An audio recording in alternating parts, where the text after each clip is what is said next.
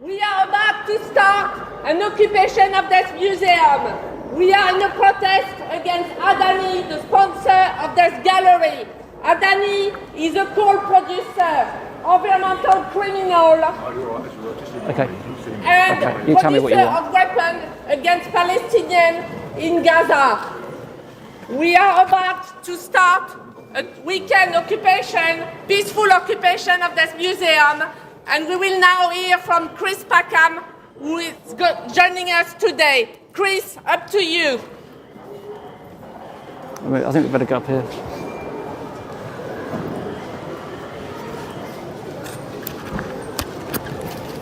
This is the Science Museum. And for me, science is the art of understanding truth and beauty. The truth is that the sponsors of this exhibition, Adani, are the single largest private developer of coal in the world.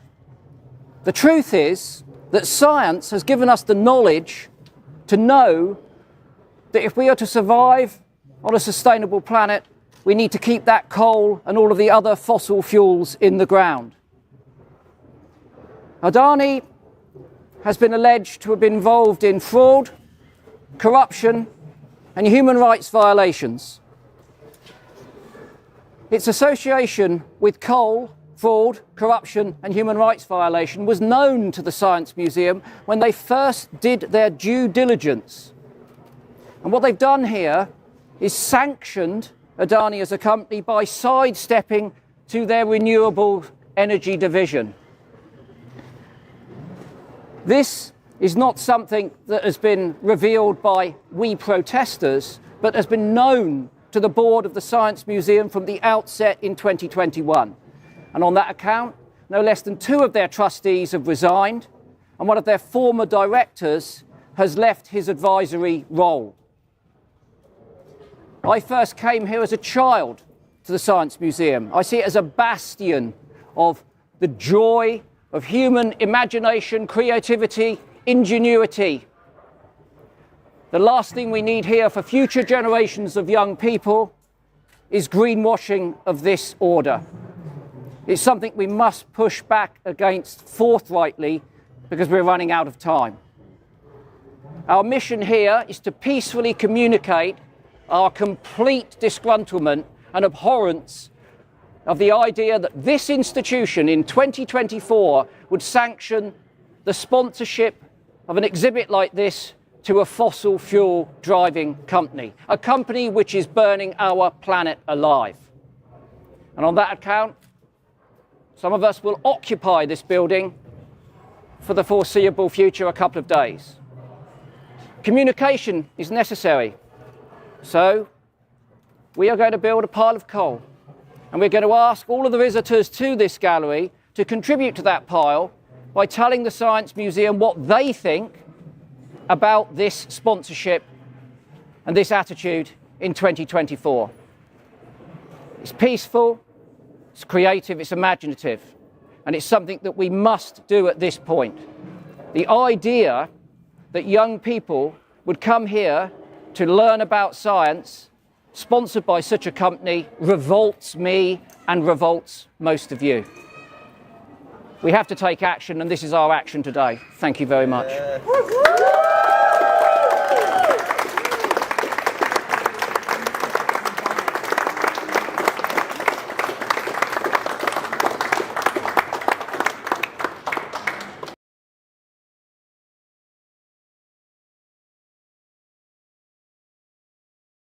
My name is Jeff Fogger. I'm a scientist. I'm an ecologist, and I am a member of Scientists for Extinction Rebellion.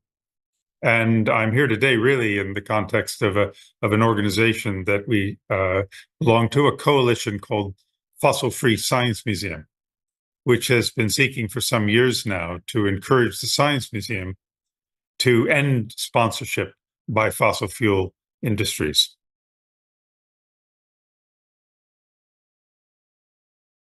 We undertook first to, as a coalition, to understand the origins and the nature of this arrangement. That meant looking at the due diligence that was done on bringing Adani in as a sponsor, It also involved looking at the criteria that the Science Museum trustees were using to select sponsors. And we discovered that both the due diligence and the justification for sponsorship from Adani had very serious flaws. So we brought this to the trustees of the museum. We wrote to them collectively. We engaged some of them individually, and sought to ask the question: how did this happen? Why were these issues overlooked?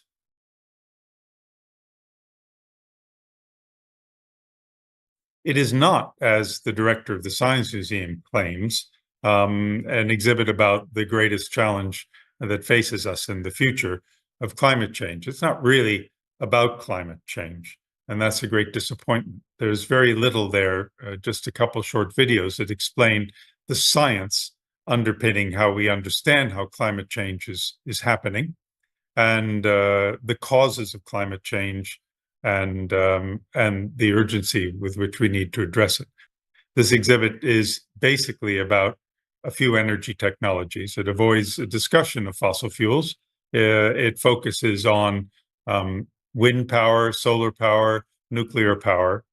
Although the exhibits were competent in a lot of what they said, all that for me really sapped the sense of urgency that we face in climate change. This is an exhibit that sort of tells you, and I'm thinking particularly of a young scientist coming in, thinking about a career in science. It sort of says, don't worry, we've got this in hand. We've got the technology. It's not really that big a problem.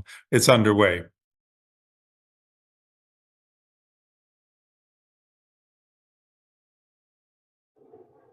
Hello, my name's Louisa and I'm hosting you for this live stream of the occupation of the Science Museum in London by the Fossil Free Science Museum Coalition.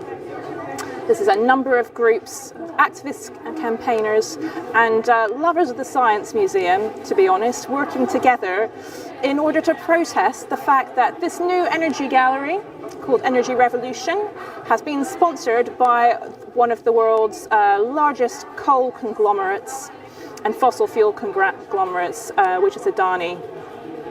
So Adani is in fact the world's largest private developer of coal-fired power stations.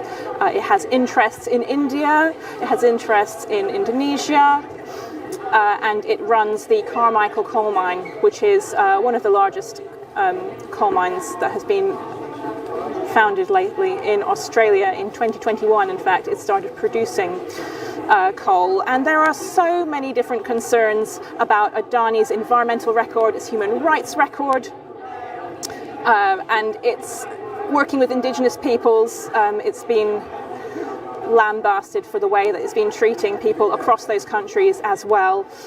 So we are here to say this is not a suitable sponsor for the Science Museum in any of its exhibitions, let alone one that's supposed to be dealing with the future of energy.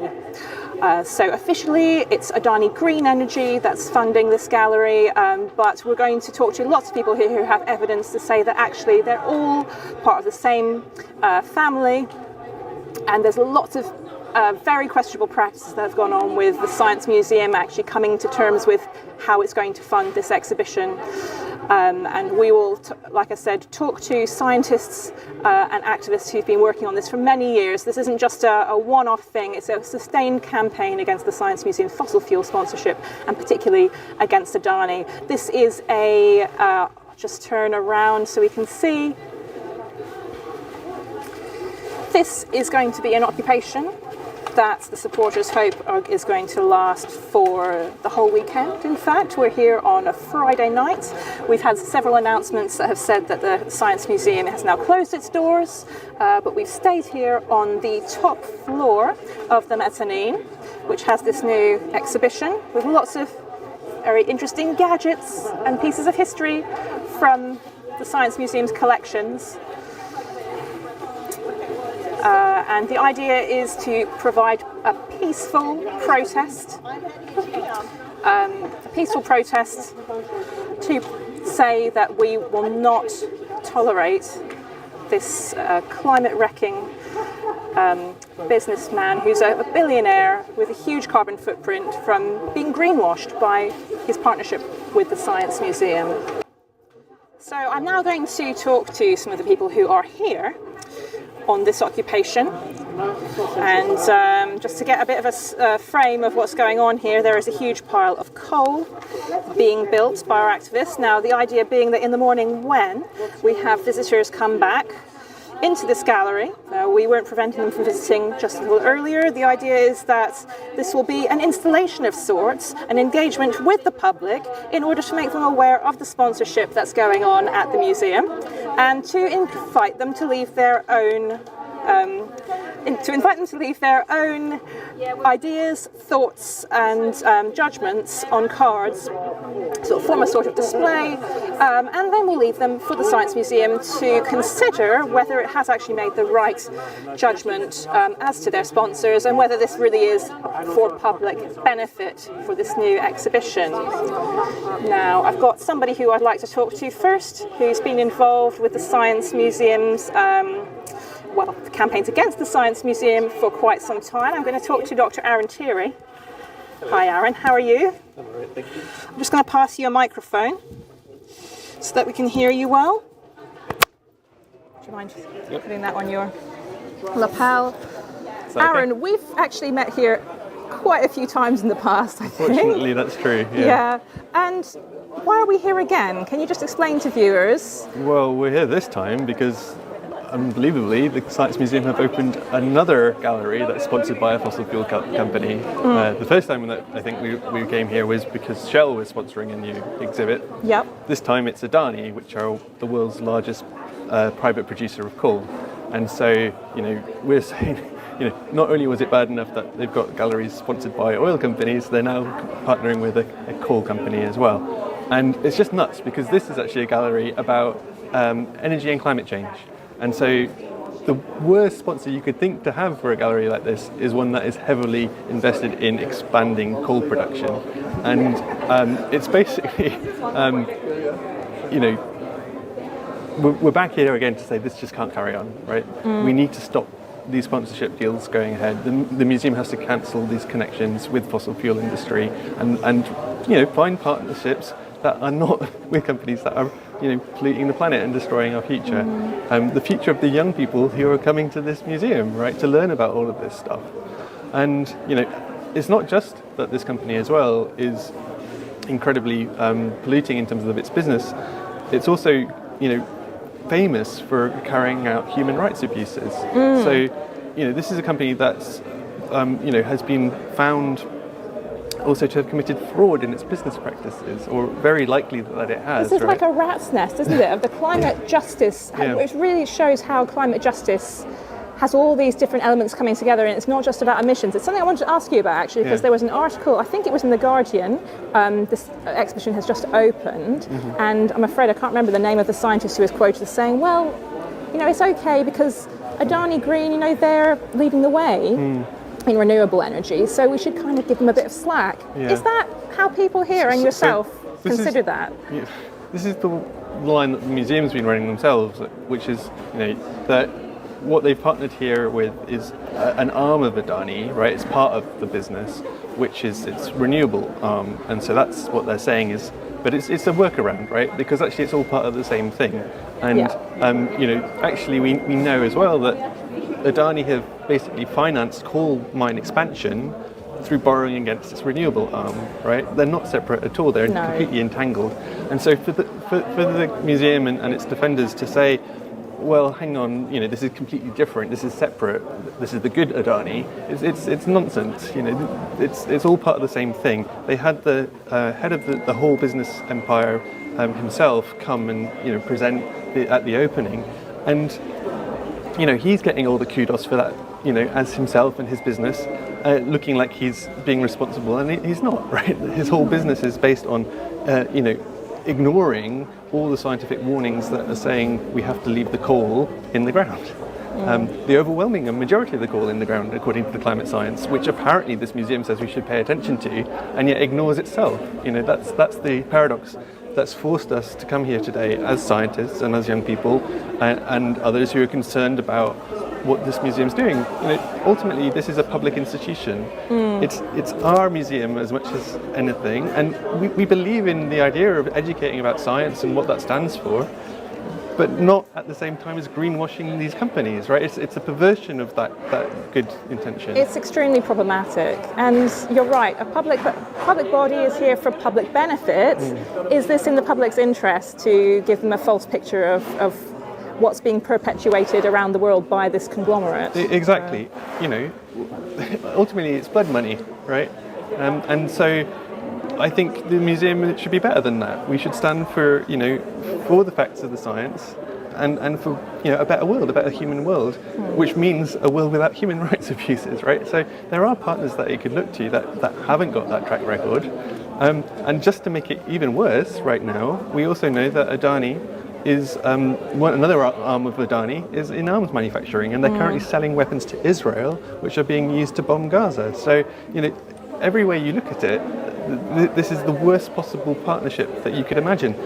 And what's particularly, I think, telling is the way that the museum has reacted to any challenges about this. They've just completely blanked anybody from being able to raise these issues.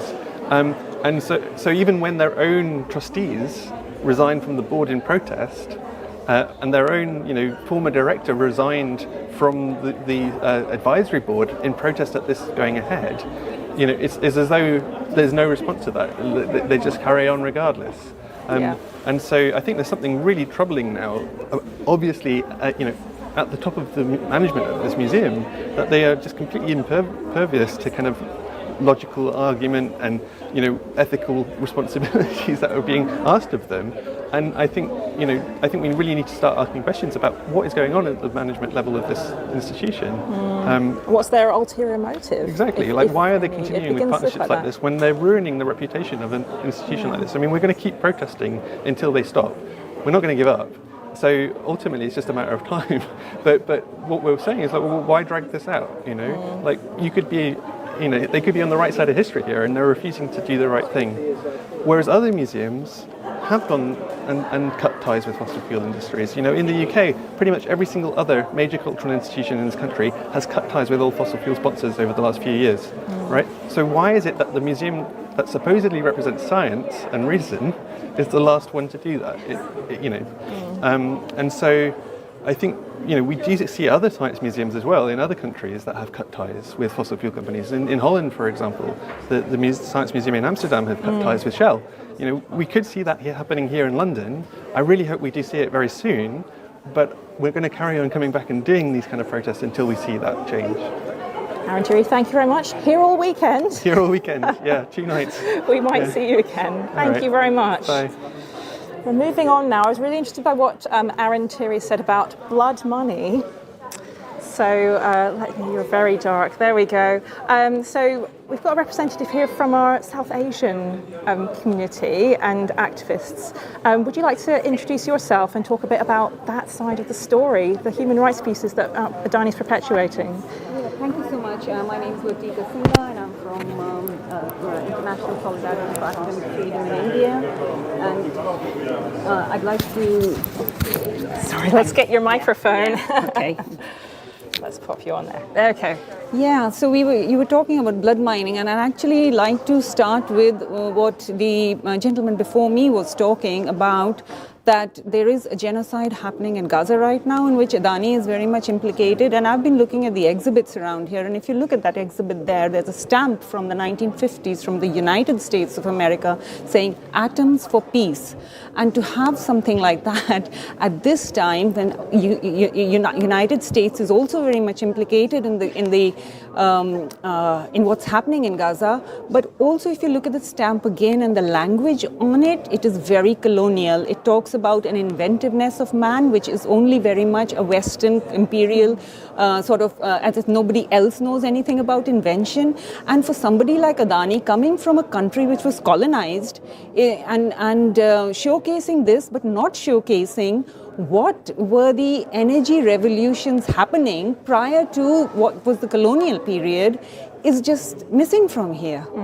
I couldn't see that at all. We're talking of mathematical models, but when we look, the world has survived billions of years, with human civilization on it, because the people, the generations long before us, lived in sustainable ways. They thought through things. It's not that they were not using things. It's not that they might not have mind. After all, we know that copper vessels go back thousands of years.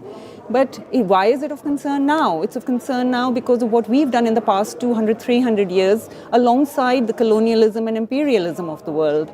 And the extractive capitalism that it needs to keep going. So I also think that coming from a country which was colonized and to actually be uplifting all that in the energy revolution looks really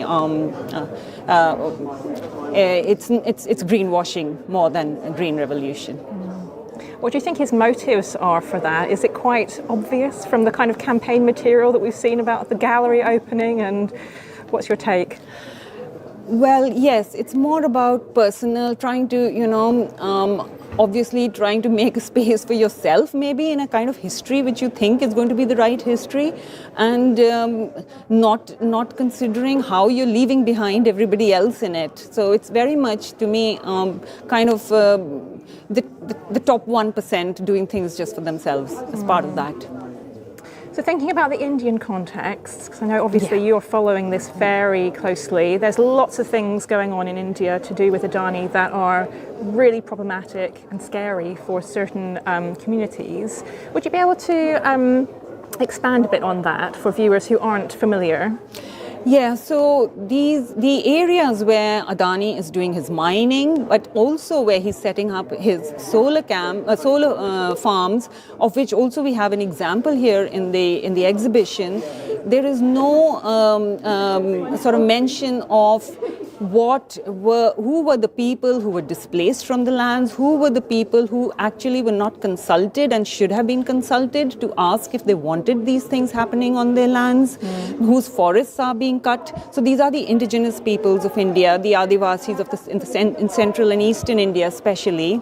And in fact, tomorrow, as our occupation here continues, there's another protest in India, a year-long protest, which has been going on near one of his thermal plants, where also they're going to have a big gathering at the moment to protest more and more, because what is happening is that the Adani is working very closely with the government of India, getting full support from the institutions, especially the security, and there is tremendous repression also in these areas. There are arrests being made, false charges being put on people, and the idea is to generally create that fear in people so that they don't come out and protest. Leaders are being picked up in the middle of the night, early in the morning, people, security forces just coming to their houses, just picking them up, putting them behind bars on charges of sedition, whereas all that they've been doing is peacefully protesting. So the implication being this is a concerted effort between Modi's government and Adani to silence that dissent. Absolutely. So they can go ahead with the mining. Yeah, absolutely. Mm-hmm.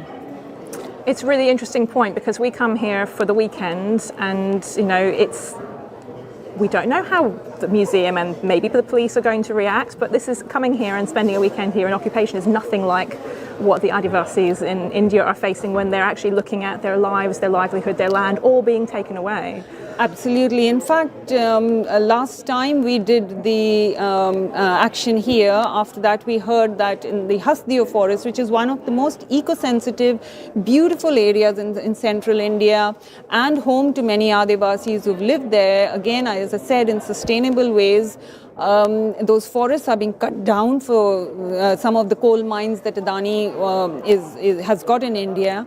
And a protest site there was burned down. It was just burned down in a couple of days after we had done our action here. It was really, but the people are amazing. The resistance, I have to say, is amazing.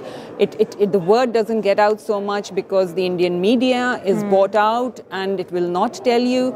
But these resistance movements are very historical. They these people, the Adivasis who are doing these movements, they are extremely impoverished. There's no money supporting all this, and to be able to continue resisting just because you can see that they know that they are the people who are saving the forests for the rest of the world, so that we can live and enjoy our lives. So, and their courage is just tremendous. It is just inspirational, and I can only say thank you to them. It's an amazing, because Adani has tentacles going around the world, it's an amazing way of connecting different campaigns. I wonder, do they know about what we're doing? Yes, they do know about what you're doing. There has been information going back. Yes, definitely. Mm-hmm. And we definitely know what they're doing, and we're thanking them for it as well. Because Yeah, like absolutely. you said, they are acting on our behalf on these front lines. Absolutely. Thank you so much. I really you. appreciate you giving your perspective. And if I just take your microphone again from you. Thank you. We'll see you later. Let's explore the rest of the occupation now for our viewers. So the coal pile has grown. I'm not sure whether that's it finished, but all of this had to be brought into the museum in backpacks and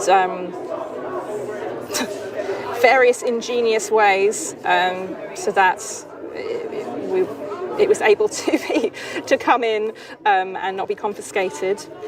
But like I said before, absolutely no ill will intended to either the museum's collections or its staff. This is a peaceful protest, and it's all about raising awareness and really putting a bit of pressure on the museum management. As Dr. Thierry was saying so eloquently, this is really a campaign from the top. Sir Ian Blatchford, who's the director of the Science Museum, he, as a result of the due diligence report that has been exposed as not being followed, the trustees now have to sign off any further sponsorship deals. He can't just single-handedly do so. So there have been some successes from this campaign, as well as the resignation of ex-director Professor Chris Rapley, who used to be, he was on the advisory board, and he used to be a director, and then 2 other trustees as well. So bit by bit we're chipping away. I'm going to see if there's any other scientists who would, or any other members of the protest who would like to have a chat. Oh, I see a hand coming up. Hello. Oh, I think we're just being asked to stand in a circle, but let's see if we can have a quick word. May I put that, or you put that on your lapel? That's a microphone? Yep. Hello, so another scientist. Would you like to introduce yourself and say why are we doing this today? Why are you doing this? What really riles you up about Adani sponsorship? So, I'm Dr. Sophie Renner. I'm a particle physicist, and I know firsthand about the influence that the Science Museum has, because I grew up in London, and coming to the Science Museum is one of the main reasons why I am a physicist. Right. It really sparks children's imaginations, and I think it can be a huge force for good in that sense. So it makes me very angry that they're using that influence to greenwash this terrible coal company, which is clearly trying to give the impression that it's going to be part of, the future of energy, but year on year it's just increasing its coal production, and it clearly has no intention of changing its ways.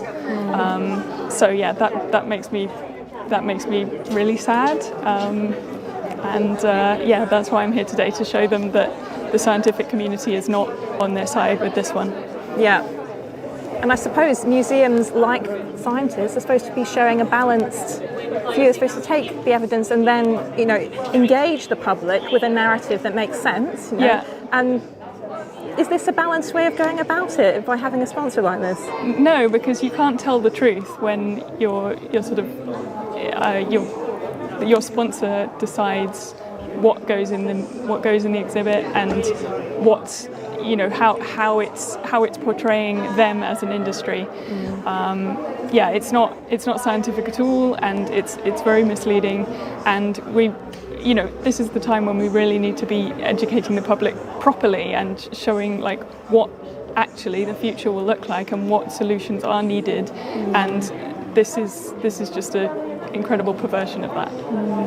We should say that there was a gagging clause in the original Adani agreement with the Science Museum that was then taken away after a Channel 4 investigation. However, it required that investigation and concerted efforts from campaigns like this to actually make them look at their contracts and say, are we maybe is this maybe not a good look for our museum in terms of its objectivity? Exactly, and clearly Adani are very happy with the way that the sponsorship is going, and that is not that is already telling you that it's not.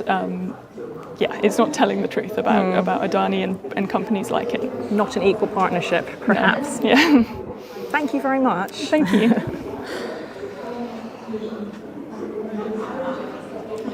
Our protesters are now having another photo opportunity with their coal pile. This is the scientists in particular. So scientists for Exor have been a really key influence in this ongoing coalition campaign against the Science Museum. And generally they will say, we love the Science Museum. It's the sponsorship of these galleries that is a real ethical problem. So we're here to try and influence this public body for the better. And because I know that we are a coalition, Well done, and we've really proud spoken of you. to two scientists already, and we've spoken to somebody from the Indian academic freedom movement. I think what we're going to do, I've just seen a friend of mine, and actually we're going to give a museum perspective now. So I'm going to do a little bit of a double act with Pete. Hello, Pete. Hello. Now, you've got a bit of experience working in museums. I do, yes. What experience have you got? So I've worked, just in case people have just joined the live stream, oh, thank you. I'll put that on you, or just hold that, Pete. Sorry. So if anybody's just joined the live stream, I was doing the live stream. I'm also here because I have experience I work in museums myself. I've been working in museums for 7 years as an education professional. So this gallery is just about to open up for school visits in the next week. That's the bread and butter of my job. And I really believe passionately that museums have a role to play in providing that space where people from all walks of life, especially the younger generations, come and actually really grapple with difficult ideas, including climate change. It's the leading cause of our time that we need museums for, as well as things like decolonisation, which all come together in this issue with Adani. So I'm very passionate that this sponsorship deal is not in the public interest at all, and that's what museums are here for. Museums Association says in its code of ethics that we should be acting in the public benefit at all times, and I believe that is actually being. There's a risk here, that there's a real reputational risk to the Science Museum that they're not acting in the public benefit.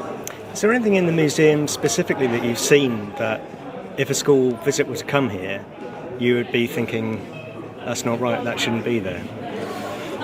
I don't want to criticise the curators of the museum because I think from their perspective they have a collection, they have a big collection in their vaults and they want to make the best use of that to tell a story.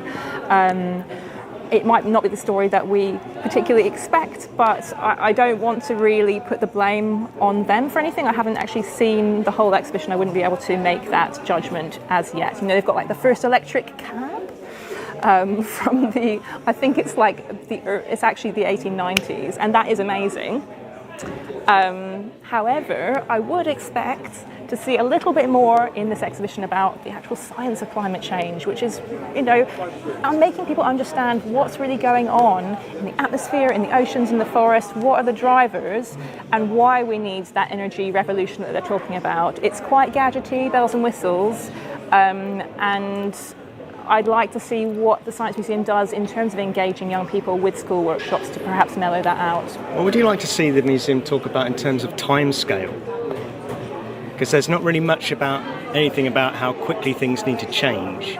There's not, and there's things about how the climate might change in the future. We know it is going to change quite rapidly. I think that it's not an exhibition that quite has that sort of urgency about it, and I think that is something that it was a new gallery, it's a permanent gallery, that could have been more of a focus, because we do need to act now, and I think children in particular and the young people need to understand that everybody has a part to play. And I should say that would start with the Science Museum having their own part to play and not having a sponsor that is wrecking the planet, Indigenous people's rights, helping to bomb Gaza. It really strikes the totally wrong tone in terms of what we're trying to do with the museum, which is to open up people's minds to think about difficult issues in a way, not to cause harm. I think that's what we're all here for. Scientists, museum professionals, we don't want to cause harm. We want to be able to make things better, and this doesn't really help. If you were to have one minute meeting with Ian Blatchford in his office right now, oh bloody hell! What kind of things would you be saying? What would you want him to know? I think I'd want him to know that museum professionals are not behind him, actually. He seems to be very out of step. I don't know about people at his own museum, but certainly climate change is a big issue in the museum sector at the moment, and it's difficult. A lot of people don't really know how to use their collections to make these conversations happen. But I think it would be a reality check, taking him some data about, how the museum sector feels about this and how the public feels about it and how we should be reflecting that in our exhibitions. Awesome. Yeah, Barry, thank you very much. Thank you very much, Pete. I'll give you this as well. Yes, I keep forgetting my microphones. Fantastic. Okay, so I believe that people have been given an opportunity to leave by the museum staff, and they're saying that the people need to leave now. So some people are departing. We are going to talk to, I'm continuing the live stream, so I'm going to have to stay, I think. Would you like to have a word? Sure. A quick word. Were you hoping to leave? I do. Sure, let's try. Let's have a go. Okay, we can do it with the mask. If you maybe hold that just below your mouth. So I can take the mask off. Oof. So I pin it. Yeah. Okay. Is that going to work? That will be fine. Yeah. Okay. Do you want to introduce yourself and talk a bit about why is Adani making you mad? My name is Deborah.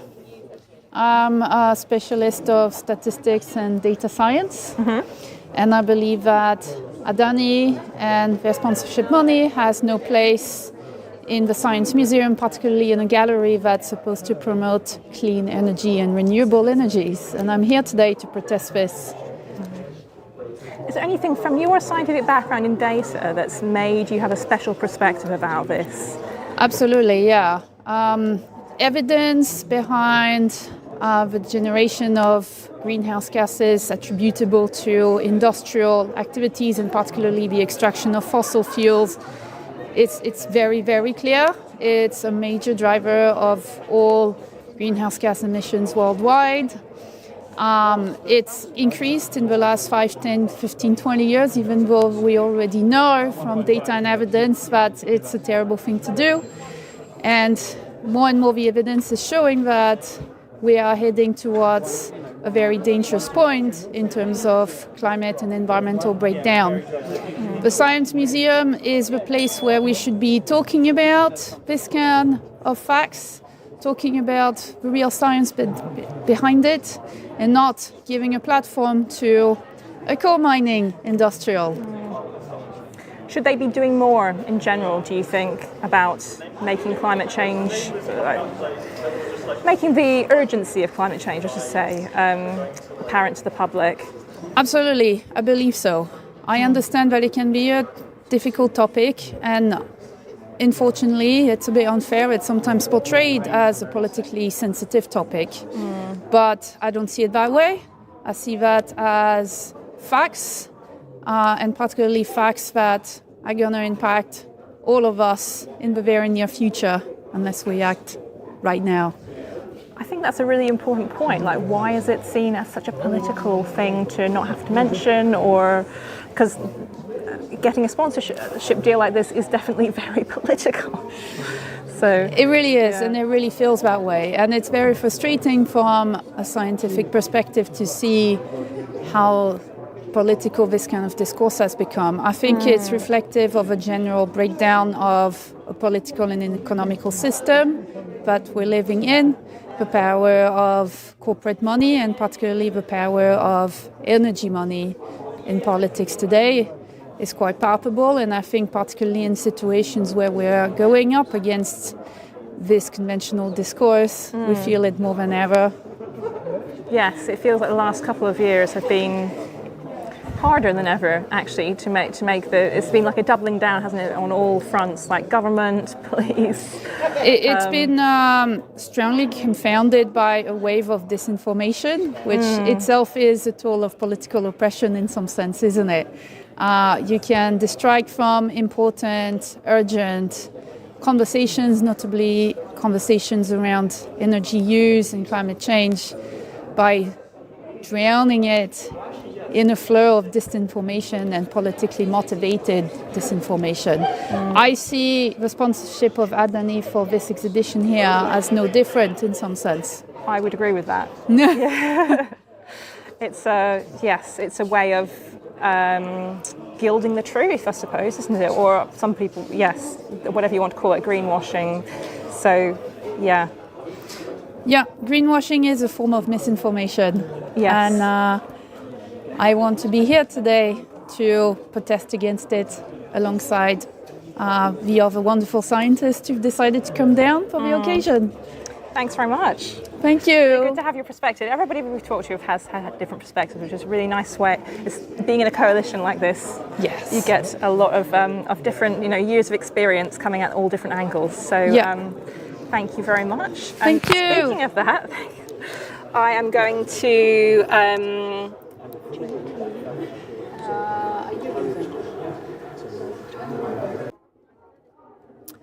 So we've talked to a good variety of people now going around the gallery, and I should mention that because we don't have anybody here from an Indigenous Australian Aboriginal perspective.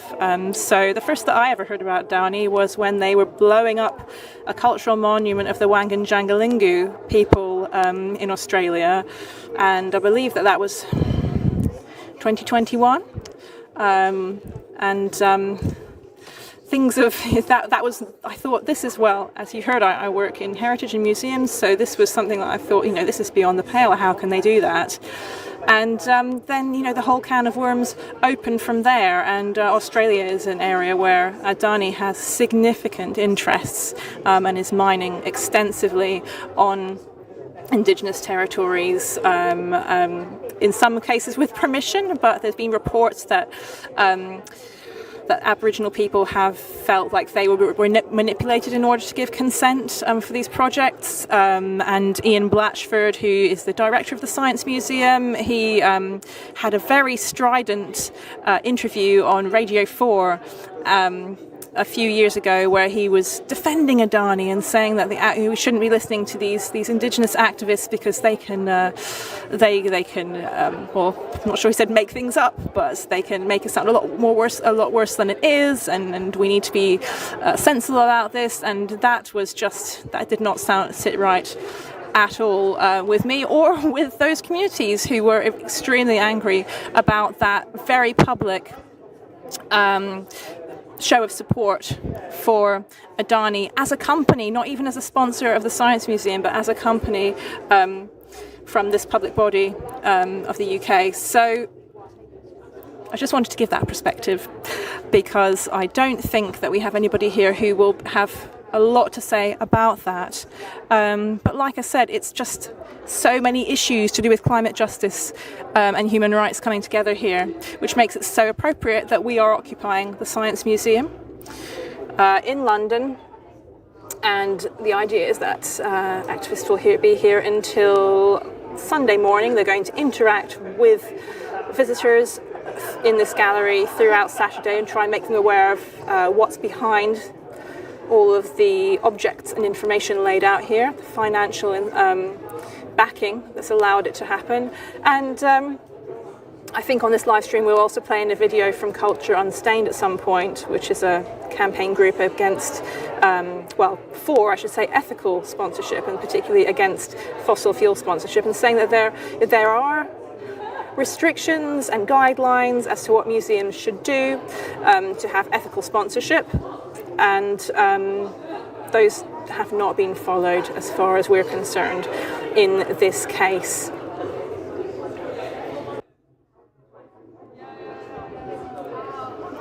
So I'm just going to try and find whether anybody else would like to chat. I think we've got into a bit of a rhythm here where the museum is closed to the public.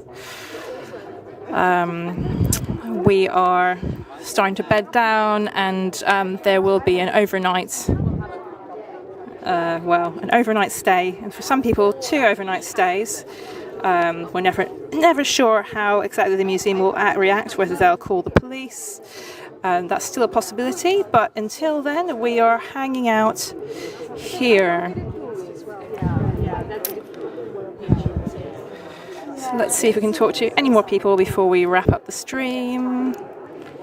Hello there. I'm doing a live stream at the moment. Would you like to say anything about why you're here, either of you? Yeah, can do. Yeah. Okay, why don't we go into a place where I have a little bit more light, if that's okay. This way. Do you want us together? If you'd like. Yeah, can do a double act. Yeah, that's fine. Okay. So if you could hold that in that case and just share it between you. Okay. So, it's still a little bit dark. Let's move this way a little bit. Very poor lighting here for a video. Great, okay. So we've spoken to people who were scientists today, we've spoken to the youth and some people from India who were talking about academic freedom and human rights abuses. I'm wondering what perspective you bring here about why do you think Adani should not be a sponsor of the Science Museum? Well, I mean, I think mine is maybe as a parent. So I'm involved with Exor families. We've been coming many times to this museum to talk about greenwashing and, like the impact of the sponsorship, on really the integrity of this museum, where we take our children to, we take our children here to learn about science, but without ethics, or integrity, science can be really harmful, like technological developments. And we can see with Adani, for example, the use of drones. With the partnership with the Albit system, the use of drones to kill Palestinian children at the moment. So I think for us, it's just, again, pushing this museum to stop taking the money from this fossil fuel, for this massive coal company, and also involved with human rights abuse.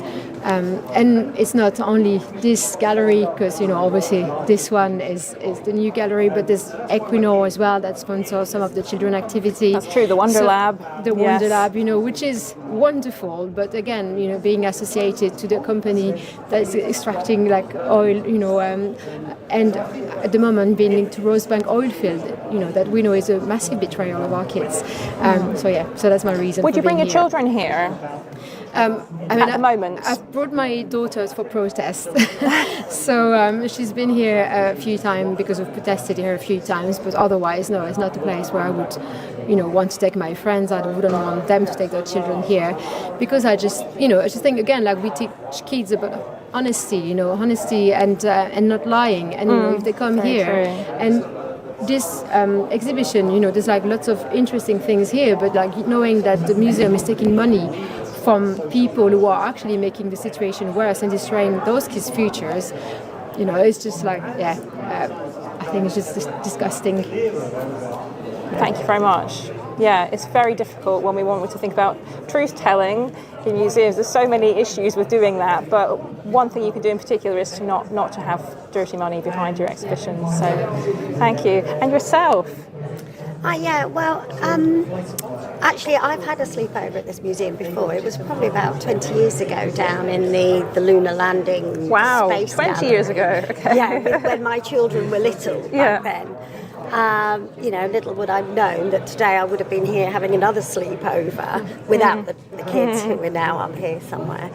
So I was actually quite shocked, because although I had read about Adani, and when I knew I was coming to this protest, to this action, and just to see the blatant hypocrisy written on the walls, about just transitioning, and you just think, how can this be happening? How can a company be so blatantly hypocritical and offer this space all about transitioning to a new revolution in energy when they're actually extracting all of this dirty coal in really harmful ways, and their human rights abuses. So not only the carbon that will be produced from the coal that Adani is extracting, but also the fashion in which Adani is extracting the coal, and the effect that's having on people, local communities and all the rest. So a just or fair transition away from fossil fuels for whom? What do they mean by that exactly? Exactly. It just, none of it makes any sense, especially in a place like this, which is a place where people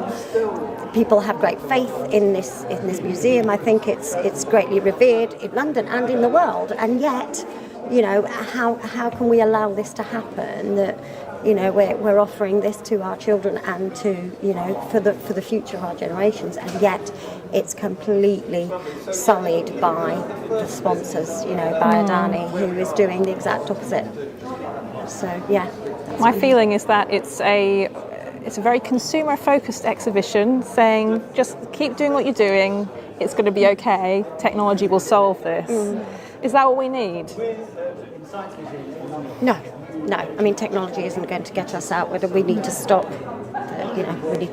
the dirty fossil fuels, and not kind of create fancy exhibits that just distract us from the real work.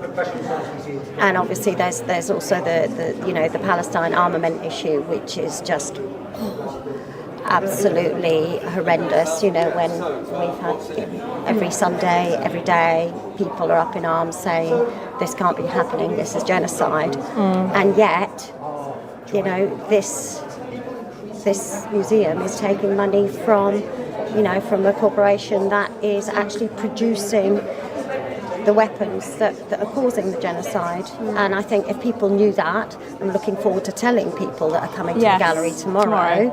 I think there'll be a lot of people who will be really shocked and will be thinking about that, and I'm hoping that they will put comments to the museum to say that we won't have this. Absolutely. I mean, I think, being in the Science Museum, I'm not massively surprised to see that this would include quite a lot of, on technological solutions, like some of them which, already exist and we know are going to play a massive part. So, like talks about insulating building, this is something that we've seen in recent campaign, is critical. So I think on the content, I've not seen everything, but I don't think that it's not relevant. But again, there's not that critical thinking on like the values that go behind it as well. It doesn't talk about obviously like economic system and consumerism, in general. No. But for example, at some point it talks about renewable and how minerals, like rare minerals, are going to be more and more needed and critical. But does it talk there about like potential human right abuse and extractivism and like the countries who are currently like being destroyed, for the sake of producing those batteries for the EV cars that countries in the West want to have. Yes. So yes, I think it's good to put those things in context beyond the technology itself. There's huge ethical conundrums, aren't there, that science actually can't answer, but science is a part of what we're weighing up here, and it would be nice to think that was part of the exhibition as well. And the kind of the values behind that as well, rather than just saying here are some objects that are going to help us out of this. Obviously, museums are about objects, but they should be about ideas as well. And we see museums doing it. Like having been to the Wildlife Photographer of the Year exhibition at the Natural History Museum, like every year, like I've seen like the content developing every year as well, like how much they talk about climate change and the impact on nature and biodiversity. So they don't only show like the pretty pictures, they explain as well like what is happening to those ecosystems. So they bring that content to people about the natural world, but they also explain how the natural world is like being destroyed at the moment. So this is something that this museum could be doing. So talk about the science, but also talk about the values and ethics that need to go alongside the science, and also like questioning, where, Yeah, that shouldn't be a threat to science. It should be helping it, helping it to help us, I think. Yeah. Thank you very much. Thank you. Thank you. Yes. Okay, so what we're going to do is I'm going to show people a bit more about just what's going on now, and then we're going to wrap up. It's all very calm after us producing our coal piles. So that's just about us wrapping up here for the live stream at the Science Museum. It's going to be a long 24 hours plus ahead. Protesters are going to be here, they hope, for Saturday evening. Saturday through the day, engaging with visitors, Saturday evening, and then leaving on Sunday morning. The whole idea is not to disrupt the business of the museum at all, but it's to get the message out there about Adani's sponsorship and to really make visitors aware of what they're coming to see. So we want everybody's opinions about this, because really this is a public body and the Science Museum should be following the opinions and the public mood of their clients. So please share the live stream, use it as a tool to help others understand the issues. And if you're interested, maybe you want to come along and have a chat with us. We are on the second floor mezzanine in the Energy Revolution Gallery, and we'll be here till Sunday morning. Thanks for watching, everyone. I'm very happy to be here today on this momentous day for the inaugurations of the Energy Revolution Gallery at the Science Museum.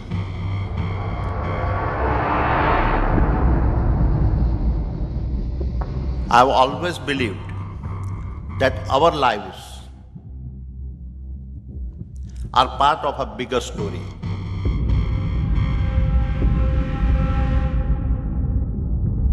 It is our duty to take care of our planet, not only for these generations and the next, but also for the generations to come.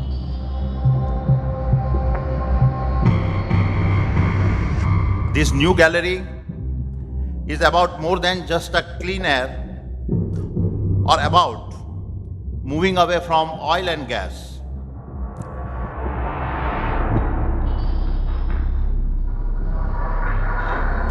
This gallery is special because it makes us think, dream, and wish for change.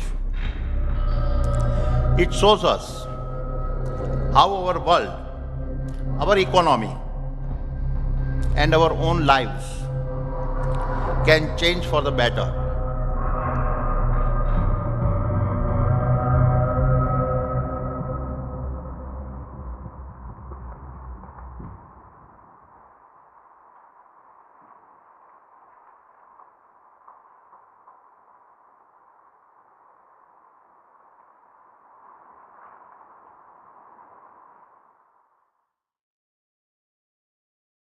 We're outside the VIP opening for the Energy Revolution Gallery at the Science Museum.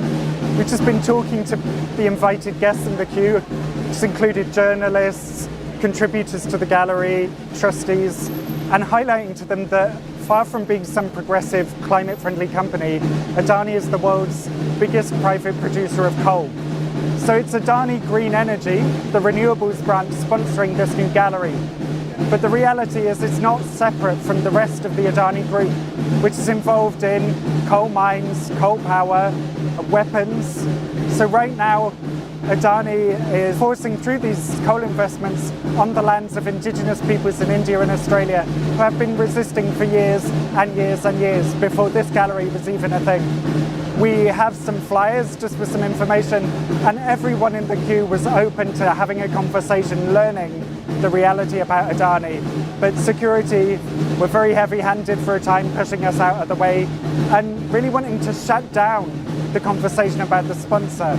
I mean, if the museum is so determined that being sponsored by Adani is the right thing, which it's not, it should at least be accountable, open, and invite the debate and the scrutiny.